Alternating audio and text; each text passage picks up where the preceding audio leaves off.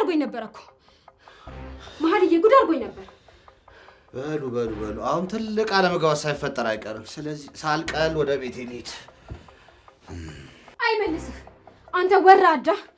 ኧረ ነይ ተቀመጪ። ምንድን ነው የሆንሽው ነገር? ወይኔ ትርንጎ፣ በትክክል የተፈጠረውን ነገር ለምን አትነግሪኝም? ትርንጎ ቆይ ምንድን ነው የሆንሽው? መሀልዬ፣ ኧረ እንዴ ብዬ ልንገርሽ? ኧረ ምኑን ከምን አድርጌ ልንገርሽ? እናቴ ልጅ በሰላም ገብቶ ተቀመጠ። መልክሽ ውበትሽ ሲለኝ ቆየ። ዝም አልኩት። እንግዳ አይደለ? እንግዳ ምን ይባላል? በአገሬ ባህል እንግዳ ይከበራል። ምን ይባላል ብዬ ዝም አልኩት። ዝምታዬን ከምን እንደቆጠረው አላውቅም።